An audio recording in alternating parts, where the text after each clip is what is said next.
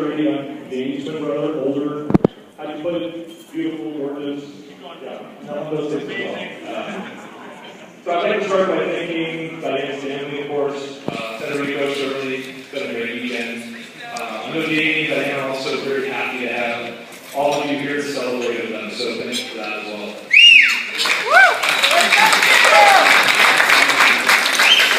So thanks for setting another high standard for me to have up to their speech. I'm used to that. Twins obviously have a very interesting relationships, very special one. Danny and I have been through a lot together. I have many stories. People often ask those, like we were just talking about at the table actually. I tell people it's like having the best friend for the rest of the moment. Always there. My mom, of course, would probably have a different perspective on that. I think she'd probably say something more like partners in crime, which one day it serves as a mighty example of that. I think it is the day when my mom had the longest hour of her life, as she called it. I think Dana and I were about 2.5 or 3-ish. And my mom heard a ruckus that she usually does from playing the room, and Dana and I were obviously up to something. She walks in to find out that we had pulled all of their musical records out on the floor, and we're dancing on them, smashing them into about 1 million pieces. So she decided to quarantine us out in the backyard while she cleaned this mess up, and Dana and I proceeded to turn the hose on and spray mud all over the house. Side of the house. So mom comes out, she's cleaning up mess number 2. What did Dana do? Go back inside. We find a locked cabinet in the kitchen, and using twin teamwork, right? We were together, we decided we brought back the kid, and ripped the cabinet, the door completely off the cabinet. My mom comes in the house to find us horrifyingly pouring pesticide into the couch cushions. So the day essentially would end with a call to the Poison Control Center, followed by a trip to the ER. Get to the ER, they decide to put Danny and Dirty together to be observed. Turns out we were really the observant ones. We observed that they had placed us next to the light switches. And proceeded to turn all the lights off in the ER.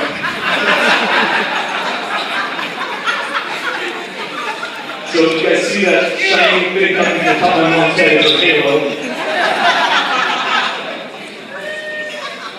So most of you know Danny now. You don't know Danny then.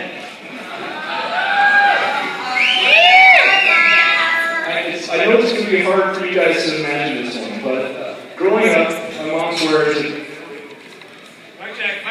Mic check. Danny and I were able to communicate without ever speaking or before we could speak. Danny happened to carry that non-verbal communication in early childhood, where he often nudged me to speak on his behalf. No, it's hard to imagine. Danny was very shy growing up. In fact, yeah. And now I'm the one who's terrified to go and grab the mic and he's, making me happen to live up to some expectation. So essentially,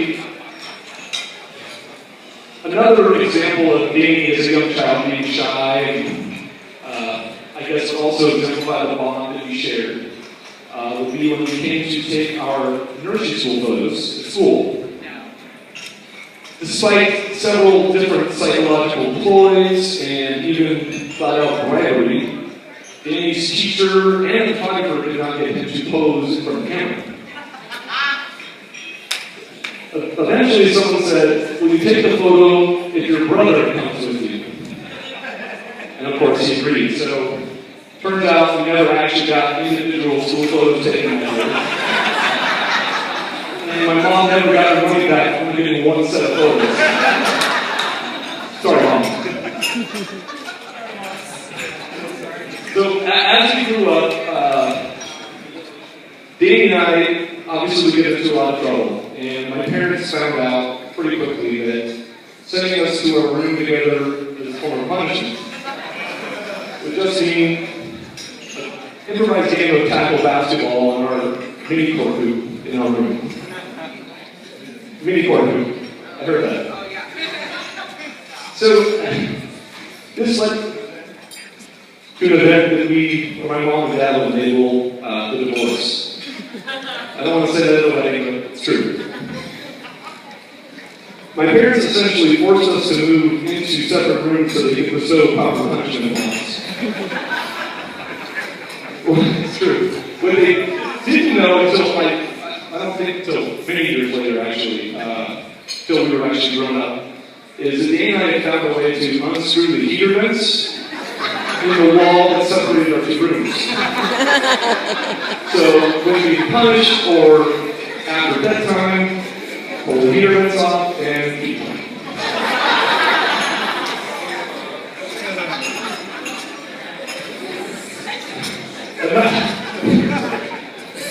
Another major, I guess, hallmark of our relationship would be competition. We're both pretty competitive people, I guess, isn't appreciated. I can specifically remember, everything. Competitions to see more in-out burgers. The World Championship of one-armed wiffle ball home run derby in the front yard. One-on-one, yes, one-on-one tackle football in the ring while wearing that jerseys. I can keep going. I won't. I'm supposed to keep it short, he said, so I apologize. So essentially, this competition didn't really just stop with the two of us either. So we grew up on the 300th block of Lorraine Boulevard in Los Angeles. And there were 5 boys, all of relatively the same age. So together with Danny and I, we had Mark Anderson, who couldn't be here tonight, and Drew and Alex Clark. And we formed the infamous L5, for Lorraine 5. Basically, every week, the original boy band. He's the sensitive one, he's the other one. So essentially, our weekday afternoons, weekends turned into numerous, I guess, covers in the park pool, right? We had roller hockey at the Andersons, basketball at our house, American Gladiators in the back of the park yard. Yeah, that was really cool window. So essentially, had it all the time. And while challenging at times, I would say, it could be, I think it made Danny and I kind of who we are today. I think looking back, either one of us probably changed that. So, my thunder was stolen during the ceremony, thanks Dave. And that was fun, getting the thunder, it was actually more thunder. But,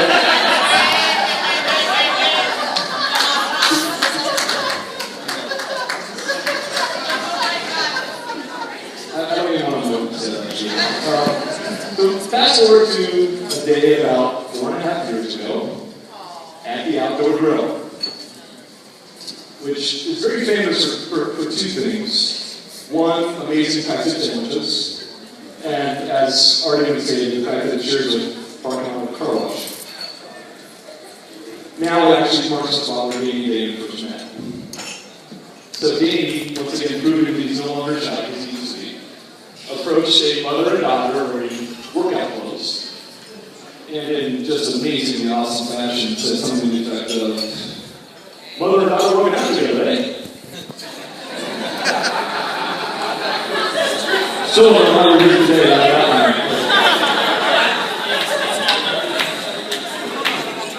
Turns out they ended up having lunch together, eating that and hit it off, and Shirley sat there trying to keep conversation moving. Now, what you probably wouldn't know about David, actually, maybe you do now, you saw his speech already. He's actually a pretty emotional, sentimental guy. And this past weekend, I was helping him clean up his, move out of his apartment, which on a hot day here, let's get into that. And I noticed a receipt on the refrigerator. And it was a receipt from the Alpha Girl dated March 3rd, 2009. Danny kept the receipt from the day he actually met Diane. So, since you're such a savvy guy, I took a picture of the receipt, and I blew it up, and I framed it for you. It's right next to you on the table. So you'll have something to remember that day always by. So, little light here from the front.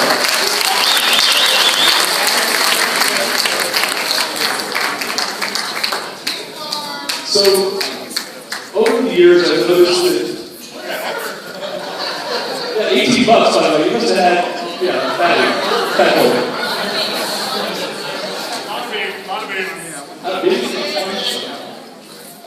Over the years, I noticed Amy and Diane share a lot of things in common. She fits right into the driven, competitive one that Amy for sure. Which usually means they do things like, I don't even know what this is, but aerobic tennis? Cardio tennis, something like that. I don't know, it's a staple, I know. Dave learning to ski with Diane, basically, leaving on top of the mountain. And even golf, which is just my biggest thing here. I would never try that at the moment, but cheers. They share a lot of other stuff too. They love to go out, do new things, meet new people. It's actually quite dizzying for me.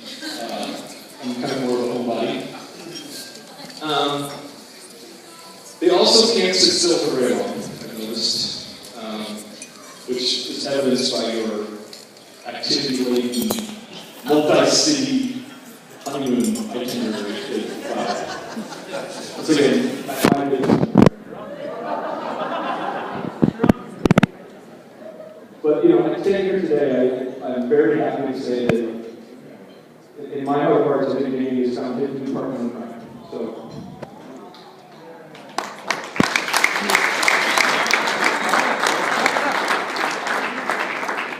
Just make sure the heater is screwed on.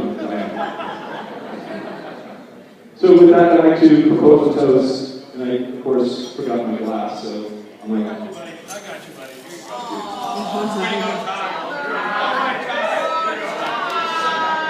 So I'd like to propose a toast to Dave and Diane. Here's to a life of love and happiness. I love you. Cheers.